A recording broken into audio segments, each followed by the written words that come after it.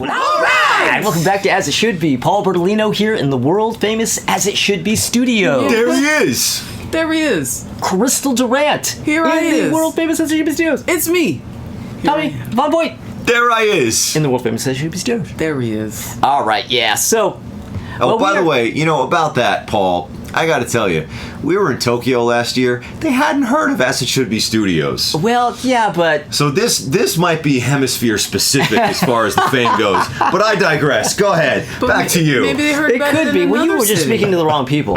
You spoke to the wrong people. Yeah, Japan isn't just Tokyo. Maybe you were speaking to people who like later Chicago albums. Oh, first shots fired. First shots fired. All Good right. night, ladies and gentlemen. No, but seriously, okay, in case you're wondering what all this is about, we're actually going to be ranking the Chicago albums. Now, we're not doing the entire catalog. We're doing the first album up to 1991 before they become basically a heritage act. Yes. Basically, the run of them being like a currently... I don't know what's the word, relevant? Active, relevant band putting out new band music, yeah. that makes new music that's Yeah. relevant. Yep. Yeah, so we're none of the fucking later shit, none of the 5 Christmas albums they've made in the last few years. No, we don't Yeah, need any stuff. of that stuff. For So up to Chicago 21. playing the classics, whatever the hell. No, we don't need any. But what I found out though is Chicago fans they're about just a notch away from being Kiss fans practically. They're fucking crazy. Oh, they're so don't rabid. lose your mind over that. Yeah. Just deal with it. Yeah. All right. It's fine. But anyway, so I go first. You do? Uh-oh. I go first. Oh, I get the last word. You do. Yeah. All right. Well, first of all, yes, I have lists. I mean lists. I have You got notes. honorable mentions? I have notes. You got runners up? I have runners up. Yeah, Christmas. Yeah, Chicago 257. Christmas with a Christmas. Well, whatever you it's gotta get called. Stone of Sisyphus in there. Oh yeah, let's not. Let us not. Stone of Sisyphus. But okay, so Tommy, Hey.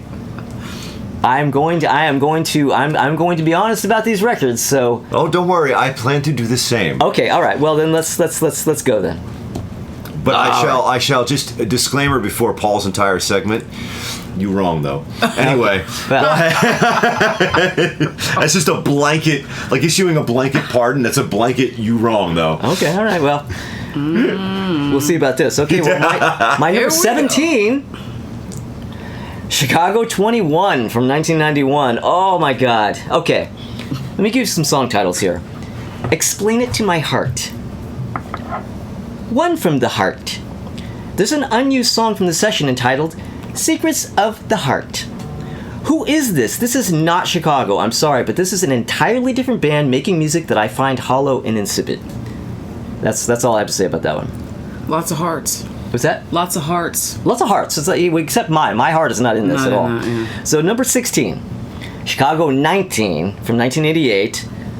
Opening track, Heart in Pieces. Heart in heart, my heart in pieces. Footloose soundtrack preset. Anyway, how many songs of the heart do we need? Oh, and of course Diane Warren is involved. What took her so long?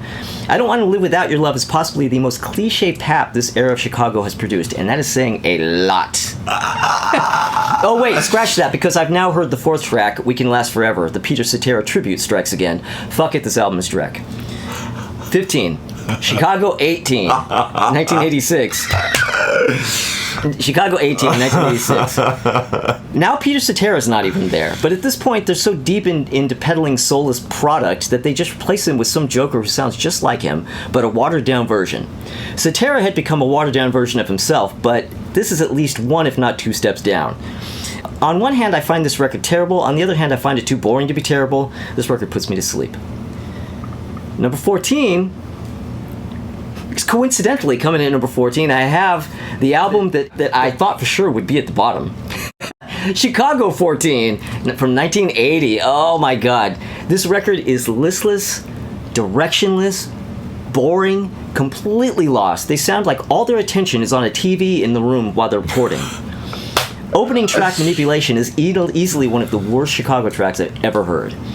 Now, I was certain this would be my bottom, but it turns out I'll take even this crap over 18, 19, and 21. At least there are a couple of decent tracks on this one, I think, in my opinion, if I can recall. Not that I can remember them now. The cover is great, though. The fingerprint cover is as great as the album is awful. That is really cool with thumbprint, yeah. But just as an idea to, because you have those covers every single, they find all these different settings and like, boom, a fingerprint. What a great idea. That's a genius idea. Yeah. Okay, this is the real Rough Ride here, my number 13. The real Rough Ride. Chicago 17 from 1984. Now, I have a track by track of this. Well, I'll go through the whole thing and then I have kind of a wrap up. I decided that just fuck it, just to go all for it because you guys love this shit. Okay, so the opening track, Stay the Night. I've always liked this one. I've always liked this song. Yeah. I thought it was pretty good. When this first hit on MTV, it had only been a couple years since the last Chicago album, but I felt like it had been 10 years since there had been a Chicago album. It's because I was 14, and like a couple of years is 10 years when you're 14. Yeah. But I always thought that was a pretty good song. We Can't Stop the Hurtin'. Refreshing to hear a Robert Lamb vocal on an album from this era. He sounds great, but the production is generic and dated. I hate that guitar sound so fucking much. Everybody in the 80s with no musical identity of their own fell back on this cheesy shit, like something you hear on Alyssa Milano's Teen Steam, I say. Yeah, that sort of like Alyssa Milano's Teen Steam. That bad, like trying to be funky thing that's just like not. Yeah. Do you know how difficult it is to actually get that sound, though? That is not easy to do. Really? Well, that makes it even more of a head scratcher. Why would you put that much effort to get that sound? I don't know. I've been trying for years. Oh, man. Hard habit to break. Our inevitable arrival at the Hallmark store. I feel like I'm shopping for a Mother's Day card. Only You, the most canned generic track so far, could be anybody. Music product. Remember the Feeling. Aggressively bland. Along Comes a Woman. Sounds like a public access TV attempt to do Michael Jackson. Love that song. You're the Inspiration. Back to the Hallmark store yet again. God, I hated this song with a passion. But I realized something. There's the opening of this. Ding, ding, bum, bum, bum, bum, bum. I was like, this reminds me of something. For decades, this has reminded me of something. And I've always thought, what is it? What is it? It fucking hit me while I was doing this. Now, this requires me to play something that I'm going to have to cut out, okay? Oh, yeah, we can't do it. Oh, shit. Inmates, We're All Crazy, from Alice Cooper's From the Inside. Guess who produced that album? David Foster. Yeah. Thanks, David Foster. And you know, it's funny. Then everything became DJ Crystal Clear because I'm like, what does this remind me of? And when it hit me, the minute I thought of Inmates, We're All Crazy, I went, wait, who produced that fucking album? I don't remember. And I went and I looked it up. I was like, of course it's fucking David Foster. And it makes sense. Why have I never liked that album? I always thought, there's something about From the Inside that always was just like, ugh, that I just couldn't get to. Well, clearly I need to revisit From the Inside. You clearly do. There's probably all kinds of Chicago shit that he stole from that. Get on it, Tommy. Yeah. Okay. Wow. All right. So, please hold on. More generic Could Be Anyone vibes. Prima Donna, Flashdance soundtrack preset. And okay, last track, Once in a Lifetime. Jesus fucking Christ, that same fucking generic 80s TV commercial guitar. They're really doubling down on the cliche lyrics, too. When I saw your face, I could feel my heartbeat begin to race. In the still of the night, it was love at first sight. I rest my case. To me, this is the Chicago equivalent of the Monkees' Pool It album. And I say to me because I know that not everybody hears it that way. And Tommy, and you know, and I told you this before we recorded, I'm not coming at you in the least. I'm coming at this record. Meow! Now, okay, but also, let me go just a little bit further here. I tried to be positive. I was You failed. Well, meaning like I went into it with a particular mindset where I was hoping to rank it higher than expected. I wanted to kind of like be like, oh yeah, I'm gonna fucking fuck these guys up and put it up at like number 8 or something. You know what I mean? I was hoping, and I've managed before with albums like Innocent Man, Billy Joel, where I had more positive things to say about it than I would have thought, ranked it higher than I would have thought of. But the difference between that album and the Chicago albums, in Innocent Man, not my vibe, but an album by an artist who had an artistic vision and artistic intent. And it was even a bit of a risk. It was a retro album featuring things like a Four Seasons knockoff. This is not a sure thing. This could easily have failed commercially, but Billy had an artistic intent that he carried through. It just happened to pay off. these 80s Chicago records are a bunch of guys who got very used to having very big hits and wanted to continue having very big hits and were willing to pander to whatever was necessary to do it. And that's literally all this is. There's nothing else to it. Makes sense. To my ears. Yeah. I can't find anything else in there. The thing is that you can't possibly have the perspective I have because they're literally pandering to you. me. Yeah. That's the thing. Well, that's the thing. I mean, I've been thinking, should I say this is not for me? But then I'm thinking, well, I mean, who is this for? Because I was 14 when this record came out. You know, Yeah, I mean, it's it not was like not I'm for too you. old for it. It's for the guy wearing the Cyndi Lauper shirt who was in elementary school when these albums came out. That's Maybe. who I these guess to me it albums sounds are like it's for like the soccer mom. To me, no, And then- but that's not the way it hits me. I mean, they you could look at these and say they're formulaic because, you know, in a sense they're like, okay, what works? What's going to get us a chart topper? What do people like right now? What's hot? We have to make sure all of our songs are exactly that, Yeah. loaded up with this production technique, that guitar sound, blah blah blah blah blah blah blah. Everything's got to have a big hook. Well, guess what? These are all the ingredients I fucking eat up love, and yeah. ask for more. Yeah. which You know what I or mean? you can put it the short way and go by committee. And There it's we go. not just you. Yeah. Like it was for older people, even though this stuff was played on MTV, not just VH1. But yeah, like women in their like soccer moms and adults in their 40s and whatever, it was for them too. Well, They were ones who- it wasn't just for one group of people. Or No. actually, I don't even know who they meant it for, but it didn't work for just one group of people. No, it was. No, it didn't work for just one group of people. Yeah. But, you know, I'm usually the first person to come down hard on anything I suspect is art by committee, especially songs by committee. Yeah. But the exception to this rule is when that committee was so focused on making a product that I was going to love from top to bottom, right to left. And I'm like, well, fuck it. All right, you got me this When time, it's a sound guys. that you like, what the fuck are you going to do? Because, not I gonna mean, I complain. guarantee you some of the shit that I love from the 70s, you could probably say the same shit about. But I was a sitting duck for that because of Yeah. Well, yes. because timeline. Because it is still the same group of guys, basically. And by the 70s, they're already now used to having success and don't want that to end. Yeah, well, that's literally like that's So- what Chicago's doing here. I mean, Yeah. and I mean, it's not like I can necessarily blame them. I'm just saying that's what's happening here, and yeah. I can't. Yeah, it's not working for me. Right. So anyway, so Chicago. So number 12. Coming number 12, Chicago 16, 1982. I wrote The Monkeys Pull It, Era Begins. But what can I say? Isn't so bad. That's definitely my favorite on this album. I kind of like that. I liked that song actually quite a bit. Number 11, an album that this one I was not expecting to put above some of these, but I did. And it does, and really for many, many reasons, it doesn't deserve to be above a lot of these. Chicago 13 from 1979. Nobody in the late 70s escaped the disco track. Nobody. Opening track, Street Player, is Chicago Succumbing to the Inevitable. Kind of generic, but not bad. I mean, it's okay. I don't think it's a bad track, but it's kind of... It's just sort of like disco preset. The rest of the album's okay, I guess. A few decent tracks and a bunch of crap. It's by far the weakest album up to that point, but it's pet sounds compared to the next album, Chicago 14, which I've already talked about. Easily one of my favorite Chicago album covers, though. The Chicago logo as the Marina Towers. Oh, yeah. Fucking awesome. That is cool. awesome. So, my number 10. This is one that I didn't expect to like so much. Well, I have heard it before, but at the point when I finally did listen to it back in the day, I wasn't expecting much. Hot Streets, which is basically Chicago 12 from 1978. It's the first album following the accidental death of Terry Kath, and, well, there's one foot still in the classic era, and the other one is definitely moving on to the next era. Two great hits for me. Well, great hits that I think are great.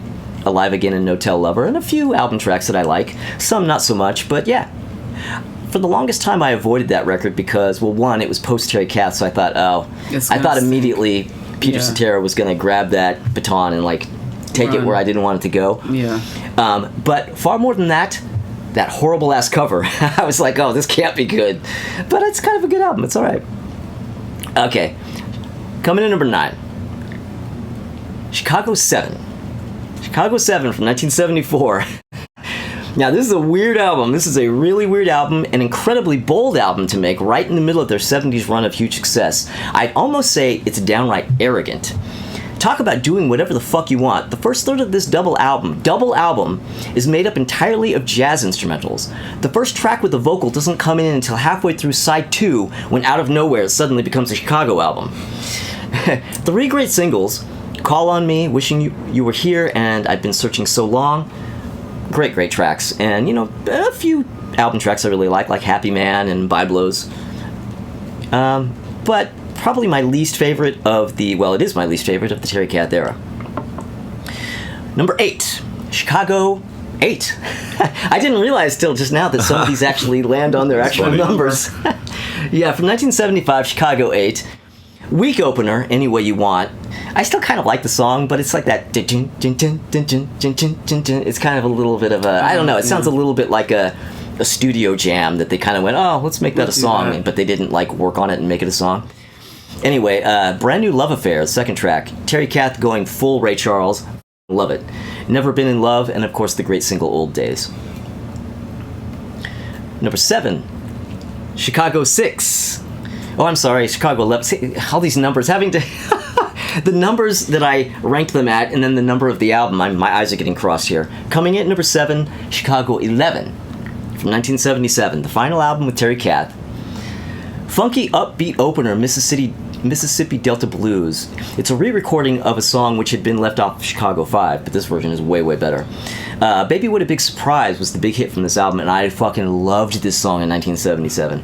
Peter Cetera was kind of getting to his Beatles influences here. Terry Kath is throwing in some distinctly George Harrison-ish sort of Badfingers sort of guitar parts, and Lee Loughnane, he slips in some sort of Penny Lane flourishes on the piccolo trumpet.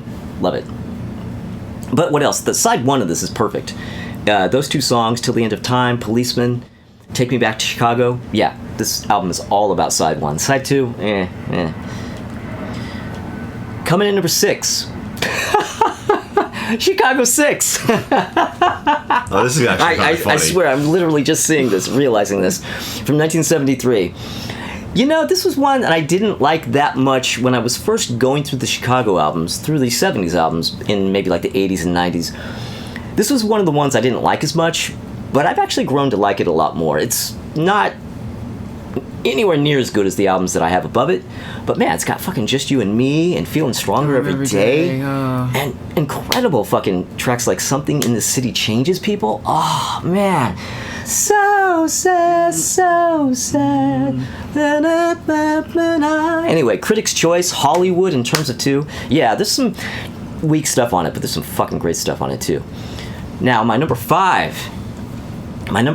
Now, all the real purists who really love the early Chicago, and a lot of people probably got off at 5, because they weren't doing double albums anymore with Yeah. spoken word shit on all of side 4. But a lot of people were definitely off the bus by the time this album came out, and this is Chicago 10 from 1976. But the thing about Chicago 10, for me, this is my Chicago equivalent of Captain Fantastic. Oh. Because when I first started really being cognizant of Chicago, this was their new album. Okay. My Aunt Vivian had this. She had other stuff too. She had 8, and she had the Greatest Hits album. The Greatest Hits Chicago album, Chicago 9, is as important to my growing up years as the Elton John Greatest Hits album. I mean, it was just my God. But Chicago 10 opens with Once or Twice, one of my very favorite Chicago album openers. Total energetic, glammy banger featuring the husky, soulful vocals of Terry Kath. Fucking awesome. You Were on My Mind, Robert Lamb bringing in the samba vibes, another one of my favorites. But fuck, man, If You Leave Me Now, Jesus Christ. Together Again, Mama Mama. Yeah, I love the hell out of this album. There's some weaker stuff on this one as well, but the stuff I love on this, woo! That's good. So, coming in at number 4, Chicago 3 from 1971.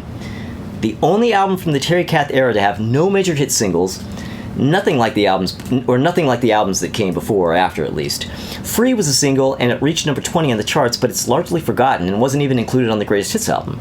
But even with that, this album reached number 2 on the charts. As a double album. I mean, this is how fucking huge these guys were at that time. But man, Sing a Mean Tune Kid, Hard and Funky, man. Sing a me too, kid. Oh man, talk about fucking Peter Cetera being a great fucking singer. Oh yeah. Loneliness is just a word, jazzy and swinging. Tommy loves that song. Flight 602, total CSN. Total fucking CSN. Free at the sunrise. Happy because I'm going home. Full, just nothing but just la la la through the whole song. La la la la la la la la through the whole thing, harmonized. Fucking Perfect. Awesome. Love it. Sounds like I think that's something I could imagine the Beatles trying doing, and yeah. totally pulling off. Yeah. You know what I mean?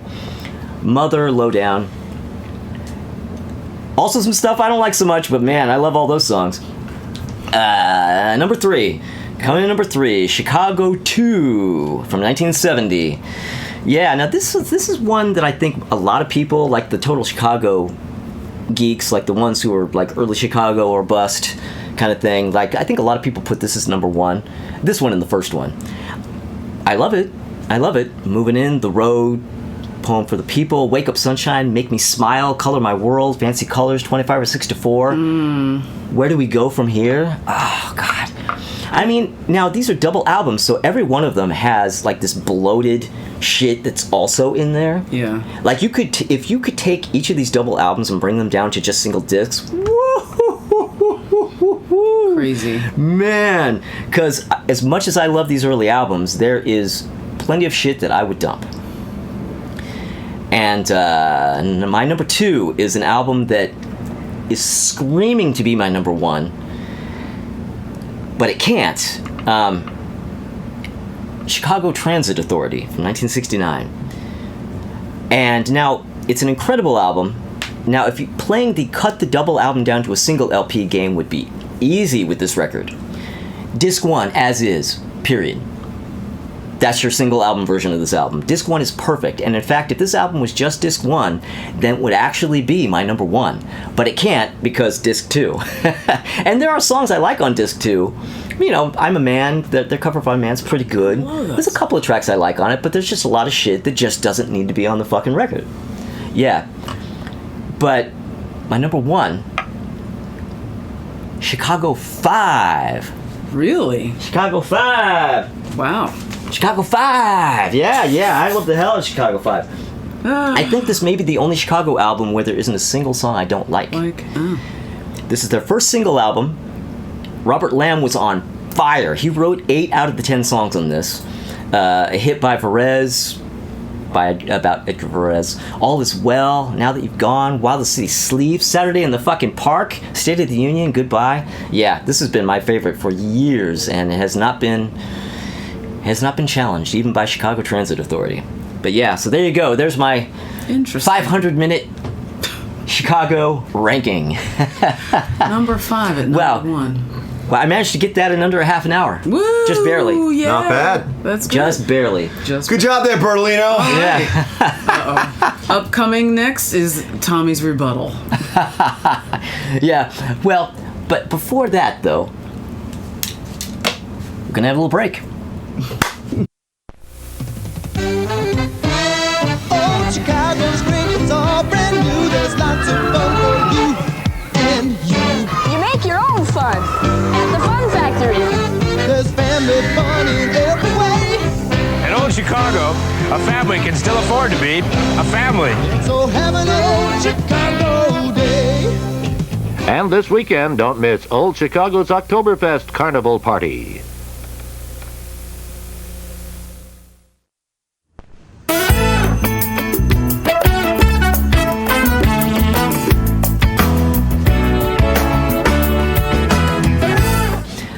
All right, we're back now with better lighting. Where's that stupid intern who fucked up the lighting? Yeah. There's always something that has We to done be fired that intern. God damn it. all right. Where's that confounded intern? All right, I think we already did that joke recently. All right, so Tommy, it's your turn. It is my turn.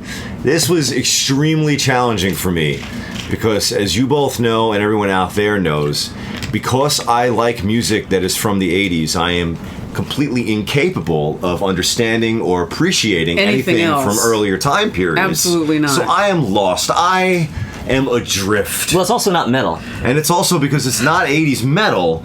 I can't possibly have a clue. He goes, I'm adrift. Yeah. So I was listening to these albums and it's like, I don't even understand what these noises are. Is that a trumpet? Is that a drum? Is that a car starting? I don't know what I'm even hearing what these sounds are. So this was the struggle I had. I really had a serious issue to try just to get through this. Oh, God. No, I'm not salty. I'll just say this. If you are the kind of person who lets the cool kids in 8th grade still influence your music choices to this day, skip past my segment. Just slide it on until you see the next commercial break. Okay? Because I'm about to talk about the Chicago that I like. So if this is going to be triggering for you, look away! Baby, look away!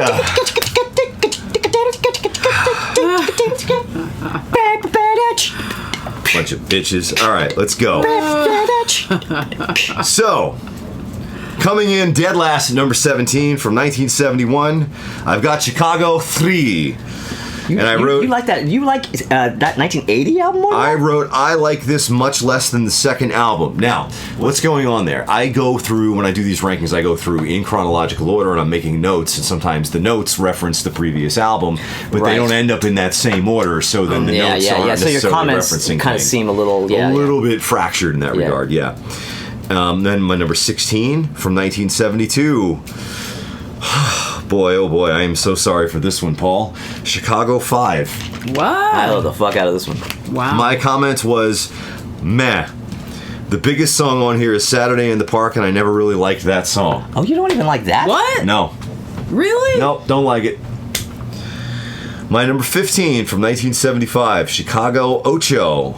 I wrote, these guys desperately need some Cetera ballads and quick. I need some Teen Steam vibes, Yep. right?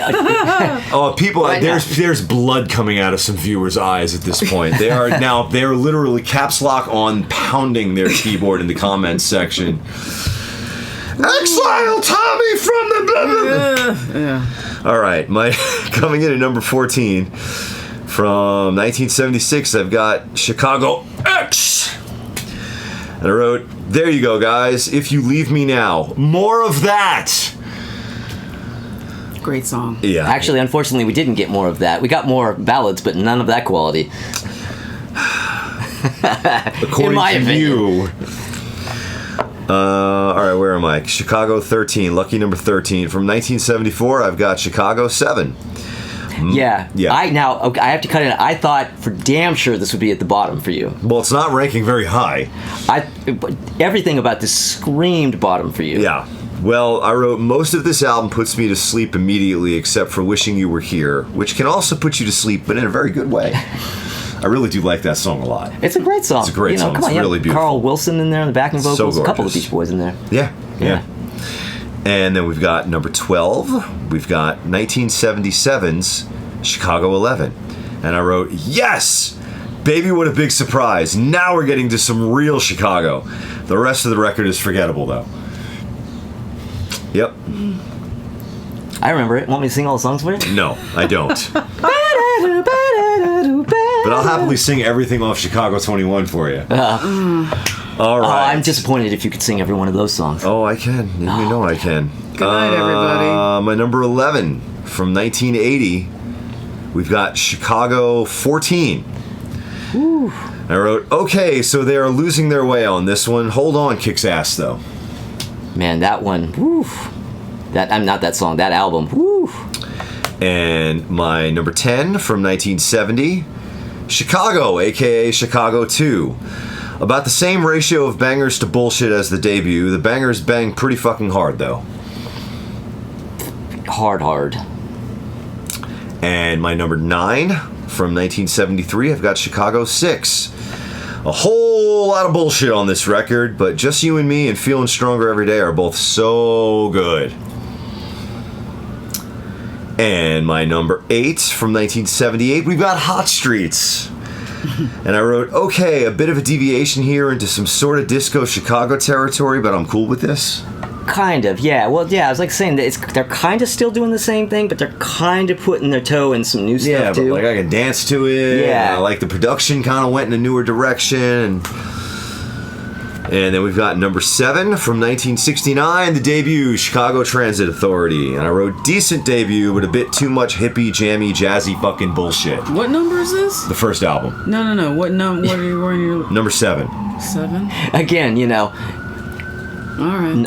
We're in my segment, people. I just asked a question. I didn't. well, no, I'm laughing because again, like the number of the album, you know, confusing right. you with the number of the Oh yeah, placement. very easly. Yeah.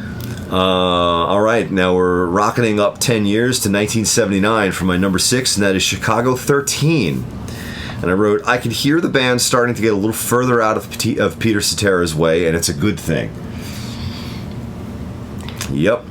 Paul is... Well, there Paul you is- go. Like I said, it's not Chicago anymore. Now Paul's eyes got blood coming out of him at this point. All right, so we're up to number 5. Okay, number 5. From 1986, Chicago 18. Decent and at times amazing. For my number 4, from 1982, Chicago 16. All caps, just the word yes. If it was a Yes album, it would be better. My number 3, from 1984, Chicago 17. Still all caps, oh fuck yes. Oh wait, number 4? Number 3. Oh, number 3. Chicago yeah, again, I 17. got all these numbers floating around in the room. I can't. I know, it's so... I mean, it'll be easier to keep it straight when you're doing all the thingy things. Cards. No, I'll have it. Yeah. My number 2, from 1991, Chicago 21, and I wrote, still all caps with 5 exclamation marks, more, I want more! Really? Okay. For some reason, I must have gotten this wrong. I swear I thought at one point you had commented about how they had kind of started at that point. You were like, No. not so good anymore. No. Like you really liked, 17 and 18 or whatever, but like by 21 you're like, Well, if that happened, it might have been years back, and I've since, I don't know, maybe reassessed that. Who the fuck? Yeah, I don't know. Maybe I just misunderstood you. Yeah. And my number 1, from 1988, Chicago 19, and all I wrote was, still all in caps, oh my fucking god, this is the best fucking album. Which one? Chicago 19 from 1988. Holy shit. Holy shit. All right. Holy shit. I mean, Hey. This is Chicago.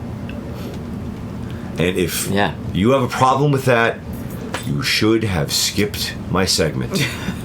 So if you come crying in the comments, I am likely to be quite salty in response. You were warned. Well, I mean, there was some motherfucker who came in and said, you should kick Tommy off that the show dickhead, because I don't agree with his It's shit. what It's he like, says. Fuck you. You know what? I don't agree with this shit, and I'm fucking. Now look, I am going to say this in all seriousness. The last thing I would ever kick Tommy off this for is for his fucking rankings of these records. No, there's a lot of other shit I would, but Yeah. I've given him like plenty a of Cyndi reasons. Lauper t-shirt. But I'm kidding. But seriously, like, come on. I mean, the whole point I of know. this. Yeah. Like, if he sat here and gave the same list I just gave, what a fucking boring What's video the this point would of be. that? Yeah. No, we can't rubber stamp it. And since you mentioned that, I will admit I was really hot about that. That really pissed me off more than it honestly should. And one of the first things everyone should know if you're making content for social media, YouTube, or anything like that, you really just cannot pay attention to the comments. It's great if you're getting praise. Everyone loves getting praise. But it's a big crazy world out there filled with lots of people with lots of different opinions, and you just have to tune that shit out. But the thing about this show is we specifically aren't rubber stamping each other's opinions, and we are often not in agreement with what our viewers think. And that is, I think, the reason, I assume, why people enjoy watching it, is we are coming at this from different angles. We're coming at it several years apart, each of us. We've we've got a lot of tastes that overlap, and we've got a lot that just don't. That just don't. That it's a Venn diagram of two circles on opposite sides of a page. Right. And I think that makes things more interesting. And it's, of course, going to inevitably mean that there are going to be times we do a segment or even a whole episode where there's blood coming out of your eyes because we're just dumping all over something that you might hold dear. And again, I have to stress, like we've said before, this is an opinion show. And this is something I have had to remind myself of time and time again. And that's why Paul is prefacing his by saying, I'm coming at these albums, I'm not coming at you. Right. We, to share a little bit of behind-the-scenes dirt, recently had a bit of a dust-up behind the scenes because I, yet again, forgot the thing I am telling you all, that this is an opinion show, and we have this thread, the three of us as producers of the show, and Paul said something on the friggin' thread, I don't know. Something about an AC/DC song that I don't like. It was something about an AC/DC song or an album. Yeah, it was a song. The big guns, Big guns in hell, or I don't balls, know. It was something off like maybe the Fly on the Wall. Right? I don't know what the hell it was. It sometimes it doesn't take much. All he's got to do is just say something I perceive as being anti-Belinda Carlisle, and I'm like, ah! And I said, listen, you fucker! Bah, bah, bah, bah, bah, bah, He came at me hard, like I'm so like, hard. Fuck. I texted Crystal. I'm like, is he joking? So hard. And then like time went by and no one commented anything. And then I commented something on the thread about how I went and saw the Led Zeppelin documentary. No response from anyone. Another day goes by, no response from anyone. Another day goes by, no response from anyone. I was like, I might have fucked up. So this whole, we had a long phone call talking this over and, apologizing and everything like that. They had a very special episode with each We had an other. extremely It was a special private special episode. Very private special episode. The Join point the is, the reason why I mention that is because I am saying repeatedly, you cannot take this shit to heart. This is an opinion show. And I myself forget my own advice. That's a later Chicago song. Take this shit to heart. Take this shit to heart. Take this shit to heart. I probably love that song too. But you follow my advice. Do as I say, not as I sometimes regrettably do. You cannot take this to heart. It's an opinion show. And opinions, as has been said countless times, are like assholes. And everybody's and got one. everyone can sometimes be one. got one. So, and if all that still doesn't work for you, and you just cannot reconcile where I'm coming from as far as the stuff I love and the stuff I don't like, skip past my segment. You're not going to hurt my feelings. Well, I think they're probably skipping past this part, actually. I would assume they have. I would assume they have. But all right. But anyway. But basically, yeah. Well, I'm not going to add anything to that because there was plenty of that. Yeah. Yeah. But not that it didn't need to be said. Yeah. But why don't we go to commercials because Yeah, let's maybe do they it. can add to it. Yeah. Yeah. Yeah.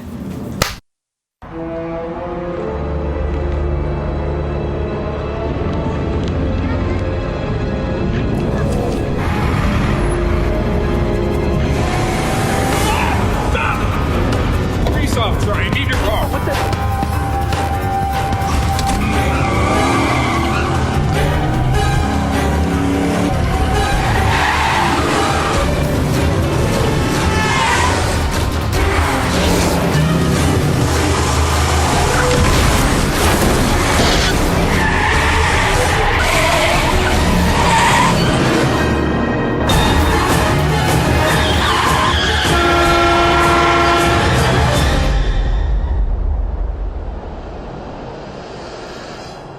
Now would be a good time to have accident forgiveness. Are you in good hands?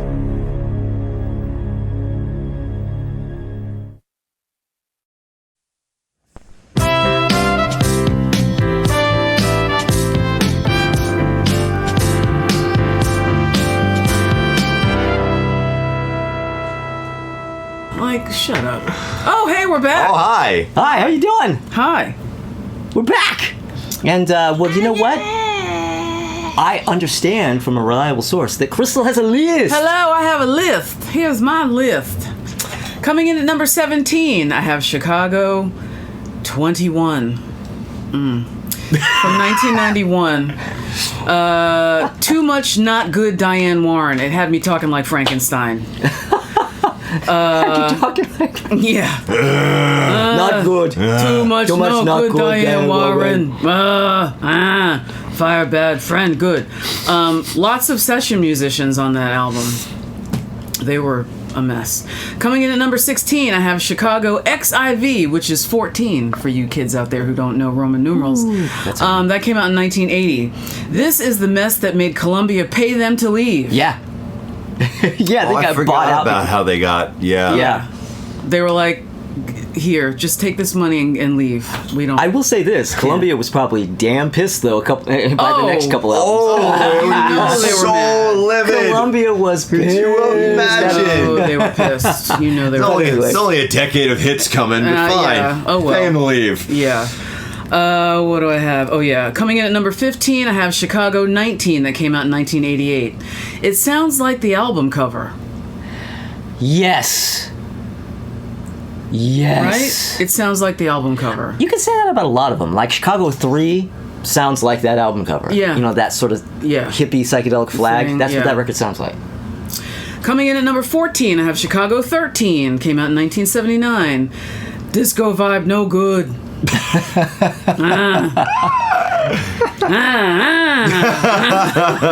Oh no! Keep your torches away from me. That reminds me of that old. You remember from the early 2000s? There was that little cartoon of James Hetfield and Lars Ulrich. Oh yeah, It's bad.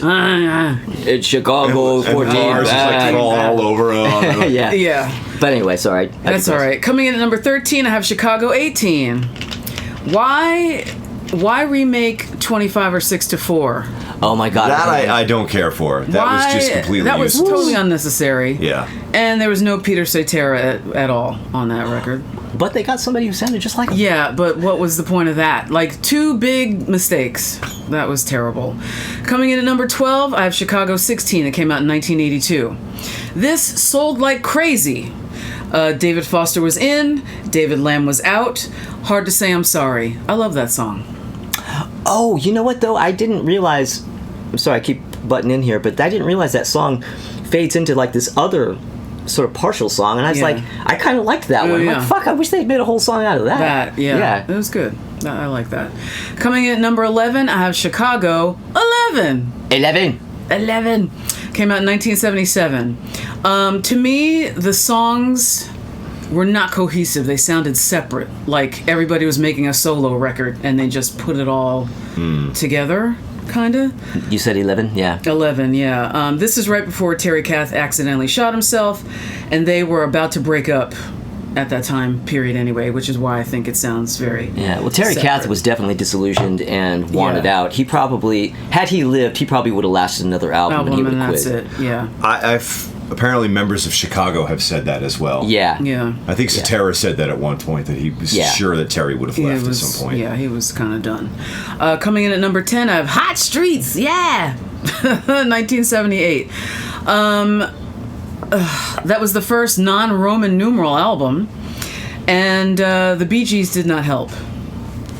No, they did not. That is not a good track. They did not help. I love "I Am Alive Again." I am alive again. That's It's such so a good good. song. It's a I great love that song. one. A nice replacement for Terry Kath not being there, I think.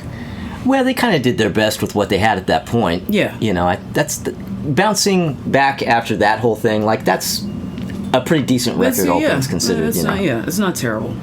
Coming in at number 9, I have Chicago 10 from 1976. If You Leave Me Now. Oh my God. That alone. That is one of the most beautiful songs ever. On the radio every 5 seconds.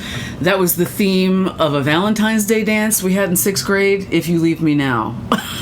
But there are so many people, Chicago fans, who won't go who feel the way about that song the way I feel about the shit that you like. It's wild. Yeah. If You Leave Me Now is such an incredibly beautiful song. You have guys that are like first 3 albums. A lot of people hate it.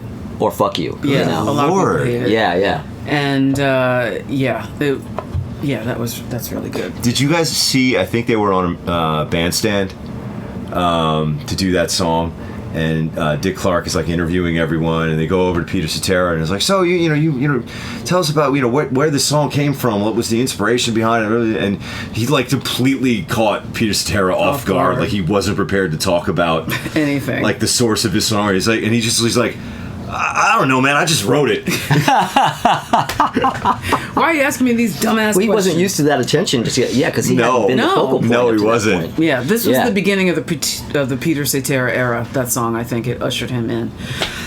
Coming in at number 8, I have Chicago 8 from 1975. It was messy and all over the place. Old Days was a top 5 hit. Terry Kath's tribute to Jimi Hendrix, Oh Thank You Great Spirit. I like that. That was very interesting to put on there. But and I don't really, I mean, Old Days is a good song, but it's not one of my favorites by any means. Good times I remember. I mean, I like the breakdown. That was good, but the lyrics. I like that song a lot. That's a great song. Okay, you know what? Now I like it better that I've just sung it. Take me back. Oh, so good. Yeah. Yesterday. All right, I changed my mind. Old days. And then every time it breaks and the beat cuts, just like. Yeah. I'm like, like Danny Seraphin just murdering it back there, man. All right, I changed my mind. Yeah. Coming in number 7, I'm Chicago 17 from 1984. Wow. Yeah, that one high. This to this date is their biggest seller, 6.1 million copies as of 2023.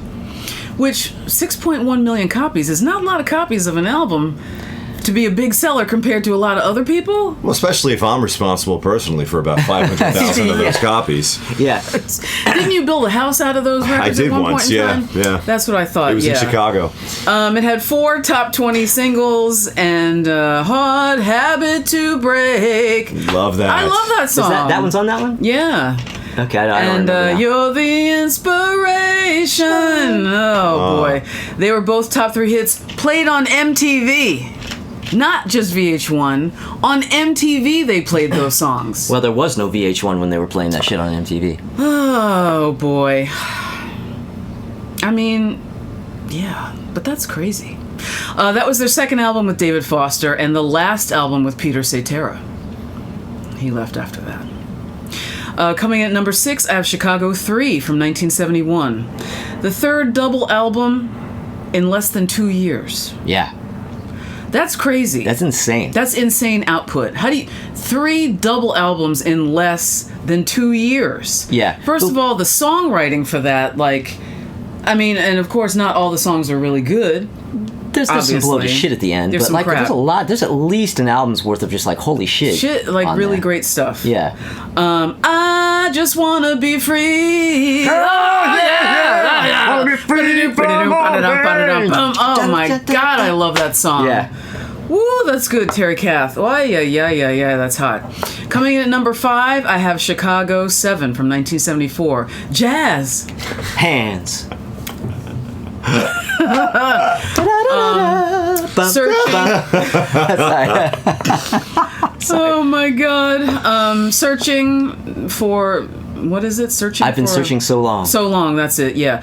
By James Pankow and Call on Me by Lee Loughnane? Loughnane. Loughnane. Oh, Loughnane. Loughnane, yeah. I had to look that up, actually. And that's the one with the Beach Boys on it. Wishing You Were Here, yeah. Yeah. It's on Wishing You Were Here. Yeah. Who were the Beach Boys on that? Who were the 3? I know Carl's on it. I'm not sure. Al? There's no Brian because they didn't record the Chicago album in fucking Brian's in his living room bedroom. But like was probably Al? I don't know all of who was there. Yeah, I didn't bother to look it up. Coming in at number 4, I have Chicago 6 from 1973. Just you and me. Doodle-doo-doo. Simple There and needs to be a free. cowbell in that song. I'll be your everything. Oh my god. Dream love, yeah. Come hold me close, yeah. Oh, baby, don't you? Baby, don't leave me. Oh my god. Let my love in. Let me in. Let me in. I love it, James Pankow. And Feeling Stronger Every Day. Yeah. Wow. 2 of their best 70s singles. Woo-wee. 3 by Pankau Cetera and Terry Kath's Jenny. I like that song. Jenny. That's good. Coming in number 3, I have Chicago 5 from 1972. This was the Robert Lamb Domination album. Yeah. It's fucking a Robert Lamb solo album. Where he just gave lead pretty vocals much. Later albums were just Peter Cetera albums. This is just a fucking Robert Lamb album. Saturday in the Park. That was their first. This was their first chart-topping album. That one, Chicago 5. And I like Saturday in the Park. I can see why some people think it's kind of corny, but a lot of work went into that song. The first person I've ever heard in my life say they don't like that song was Tommy. I'm not saying nobody else dislikes it. I've just never heard anybody actually say that they don't like it. Yeah, me neither. Yeah, that's it. Yeah. If you don't like that song, let us know. Yeah. And tell us we don't know what we're talking about. It's one of those songs where you hear it all the fucking time and you're probably sick of hearing it, but don't listen to it for a long time and then listen to it. It's a good song. Coming in at number 2, and my number 2 and number 1 duked it out. I kept flip-flopping, but this is my final. So coming in at number 2, I have Chicago 2 from 1970.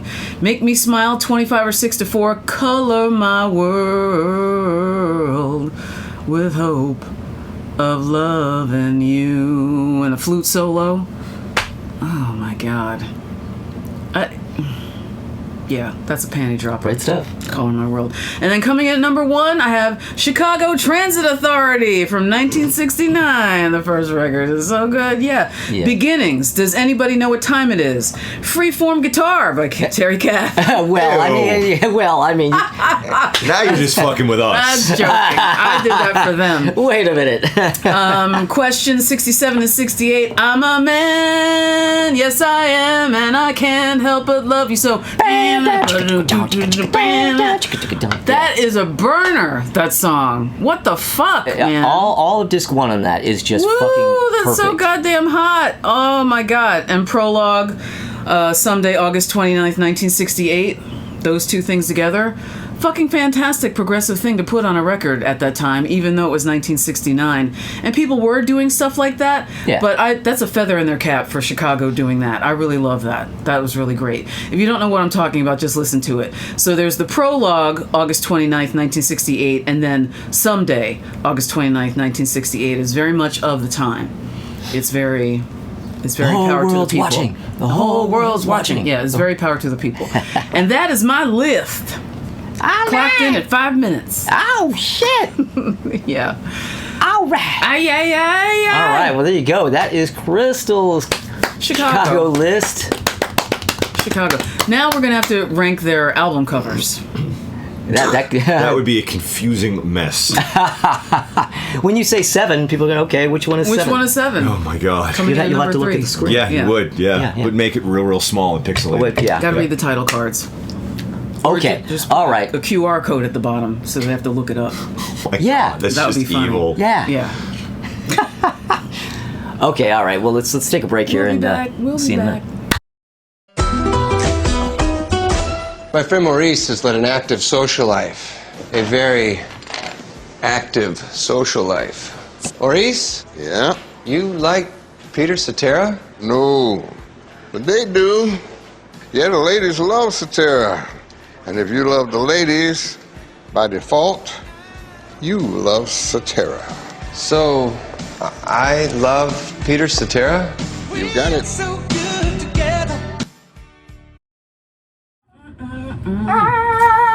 Just gotta go pee. So do I. Oh, yeah! Actually, I really got to go pretty bad. Oh. Okay, well, let's end All this, right, let's end this yeah. episode because Tommy's gotta go pee. Wow, yeah. All right. All right, thank you everybody for watching. Thank you all you Chicago fans for fucking understanding. And anybody, thank you for subscribing if you have, and if you haven't, maybe consider subscribing. And if you do, click the little bell for notifications. Go down to our little description down there and look at all our other shit. Because we got other shit. To watch and listen to. Yeah, t-shirts, channels, Yes. podcasts, Yeah. shit. Stuff. And but come back next week What's next? because next week we are going to be ranking the Monkey singles. Oh, boy. Yeah, we're doing all of them. We're from the first one up to the most recent shit. Boy, howdy. Yeah. Yes, we So yeah, there you go. So come back and see what we think of the Monkey singles. Hopefully we'll see you then. Bye.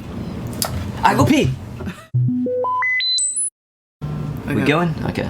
I got beat up by the subway the other day. Like the door smashed on me. Was that? Sucks. I said I got beat up by the subway yesterday. You got beat up by the subway? The door smashed on me. Oh, really? So I Wow. got, like, I'm all You should sue.